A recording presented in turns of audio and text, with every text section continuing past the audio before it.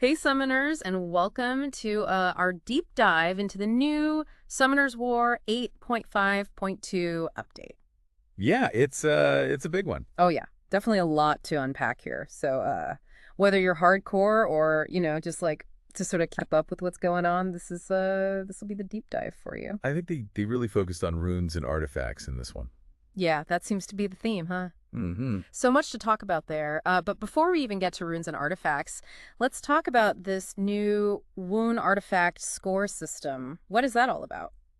Well, so you know how you used to have to look at all the different, substats on the runes and compare them and try to figure out which one was the best? Yeah. Well, this basically gives each rune and artifact a score Oh. based on the substats and the prefix, so you can very easily compare them. So like instead of having to do all that math in your head or on a spreadsheet, Right. it just tells you like Yeah. this one is better. Exactly. Gotcha. And you can sort by that score too in the rune artifact management screen. So it takes all the guesswork out. That's awesome. It's a big quality of life improvement. Huge for, people like me who are not math geniuses. Yeah, for sure. So that's rune artifact score, but then they've also added this advanced rune setting thing, which sounds kind of amazing, but also almost too good to be true.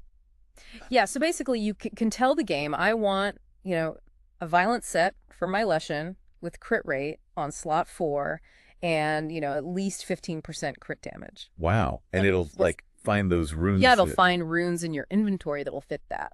Oh, wow. Yeah, so it's really cool. So you don't have to like scroll through your inventory endlessly. Exactly. That's a game changer. And you can even, target a specific substat value. Oh, wow. So I could say like, I want, 20 speed on this rune. Yeah. And it will actually try to find that for me. Yep. Oh, that's incredible. Yeah, and you can sort by all sorts of different conditions so you can find best possible rune set for your monster. That's going to be huge for like min-maxing, right? Because you can just really easily test out different combinations and see what gives you the best results. Yeah, for sure. And they've limited the number of results to 300 so it doesn't like, bog down the system. Start thinking. But yeah, it's really powerful. Wow. Okay, so that's advanced rune settings. I'm definitely going to be checking that out. And then there's this new deck recommendation feature too. Oh, yeah. Which, as someone who sometimes struggles with team building, I'm super excited about this one. Yeah, so you can actually request deck recommendations from your friends, from guild members, Yeah. even from mentors and mentees. So like if I'm stuck on Toei Hard, Right. I can just ask for help. Exactly. Instead of, like posting in chat and getting a million different answers that don't actually apply to my box, Mm-hmm. That's amazing. And you can specify what you want the recommendation for. So you Yeah. can say like, I need a Toei Hard team, or I need an arena offense team, or whatever. That's so cool. And then when you receive a recommendation, you can actually use it to build a deck with your own runes and artifacts using the rune artifact settings feature. Oh, wow. So it all ties together. So it's not just like giving you theoretical advice. It's actually like, here are the runes you should use Right. on these monsters. Yeah, it's really well designed. That's awesome. And, speaking of awesome, did they not also increase max slots for like everything? They did, yeah. They increased the max slots for runes, gems, and grindstones, artifacts, engraved conversion stones, pretty much everything. Oh, thank goodness. Yeah. I am always struggling with inventory space. You can see the expanded slot count in each management screen, and you can buy more slots if you need to. Yeah, no more like agonizing over which runes to keep, which ones to sell. Exactly. That's huge. Just big relief. So we've talked about rune artifact score. We've talked about advanced rune settings, deck recommendations, more inventory space. What else is there on the runes and artifacts front? Well, there's also this new rune artifact marking bundle feature. So the runes have those little markings on them? Yeah. Like a sword or a shield or whatever? Yeah. You can now change all the markings of the runes and artifacts that are equipped to your monsters to a specified marking. In bulk. Yes, in bulk. Oh my God. So you don't have to go through each one individually. Oh, that's amazing. Yeah, it's really convenient. That's going to save so much time. So if you want to reassign all the runes on your, Ballinger to a different marking, you could just do that all at once. Oh, that's awesome. And you can also assign rune markings individually if you just want to change a few specific runes. Gotcha. So it gives you a lot of flexibility. So you could like organize your runes by like, what their purpose is or what monster you want to use them on. Exactly. That's amazing. Mm-hmm. Okay, that is rune artifact marking bundle. They really did a lot with the runes and artifacts in this update, huh? Yeah, they did a whole revamp of the crafting menus too. Ooh, crafting. Yes. So it's much more user-friendly now. I'm excited to hear about this because I found the old crafting system a little bit clunky? Yeah, it was definitely due for an update. So what did they change? Well, the biggest change is that you can now select the desired set, the slot number, and the main property when you're crafting legend runes and artifacts.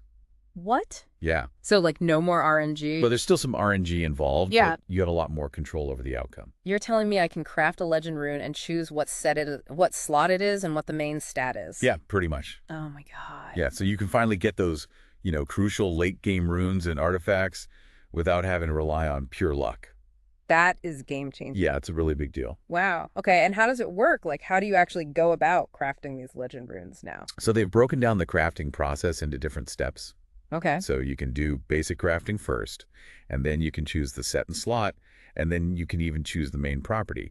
And each step costs a different amount of rune essences. So it's kind of like a step-by-step process? Exactly. Where you can choose how much you want to spend and how much control you want to have. Right. That's really cool. Yeah, it's a lot more flexible than the old system. And what about artifact crafting? Artifact crafting has been updated as well. Tell me more.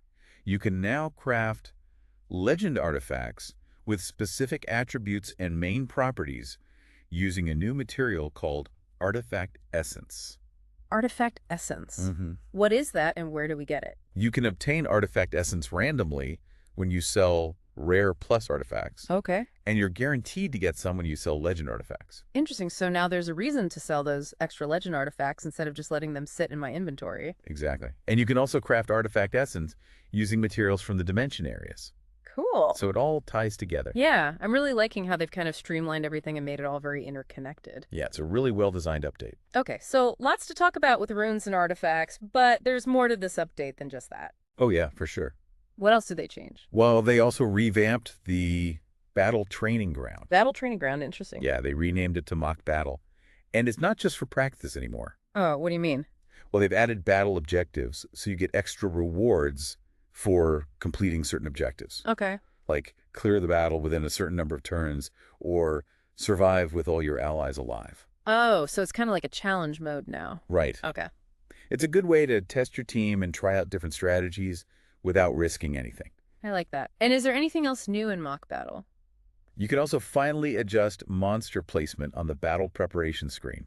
What? Yeah. Nope. You can finally choose where your monsters go. So I can, like, put my attacker in the front row if I have a leader skill that boosts attack power. Exactly. That's amazing. Yeah, it adds a lot of strategic depth to the game. That's awesome. I am so glad they finally added that. And what else? And you can also check each monster's rune artifact setup before the battle.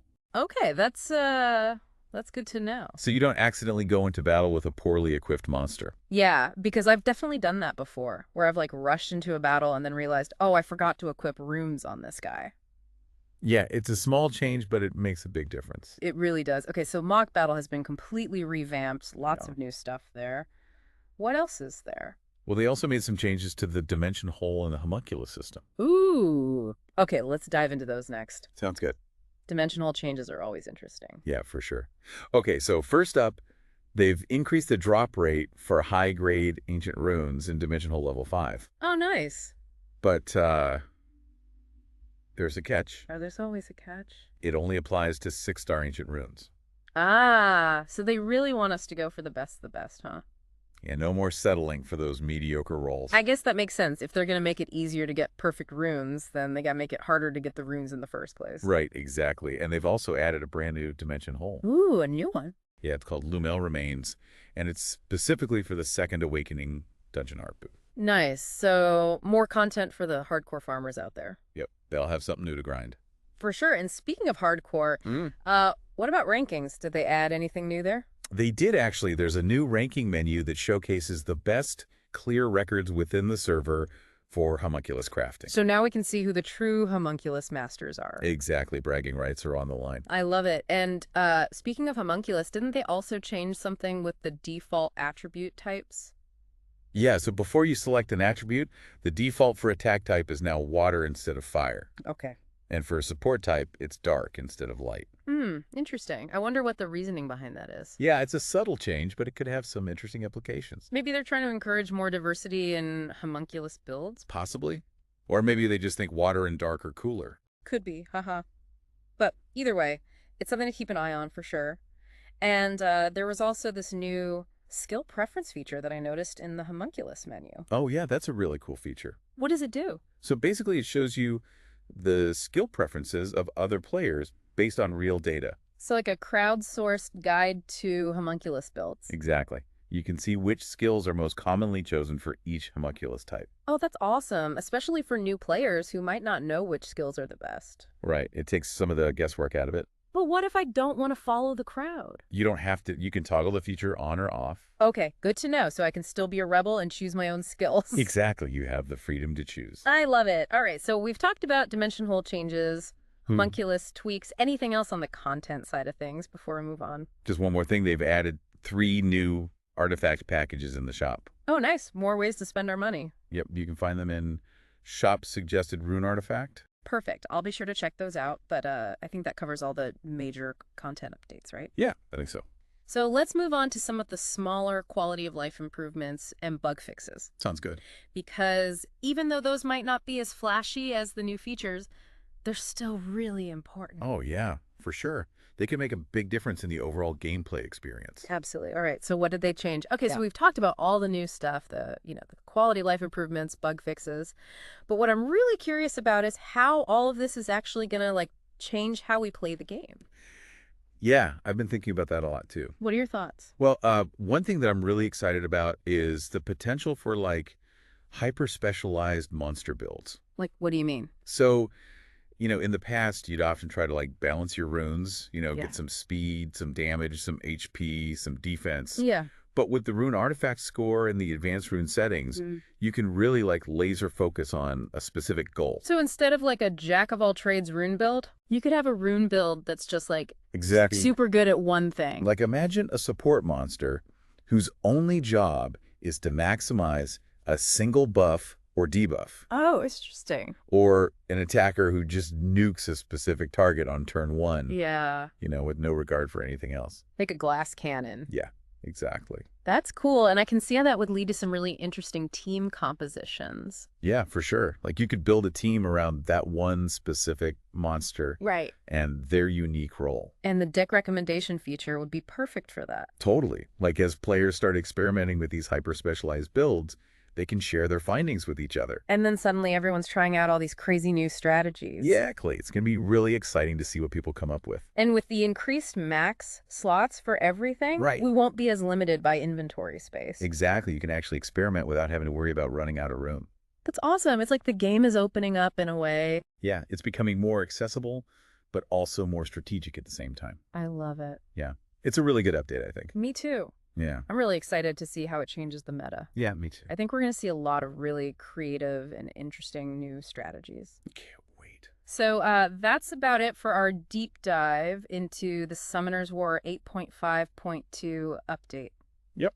What are your final thoughts? Well, I think this is a really significant update. Yeah. It's not just about adding new content. It's about giving players more control over their experience, more options, more flexibility, more tools to help them achieve their goals. Exactly. And I think that's really exciting. Yeah, it's a good time to be a Summoner's War player. Absolutely. Yeah. So if you're listening out there, Yeah. what are you most excited about in this update? What are you going to try out first? Let us know in the comments. And thanks for joining us on this deep dive. Until next time. Happy summoning!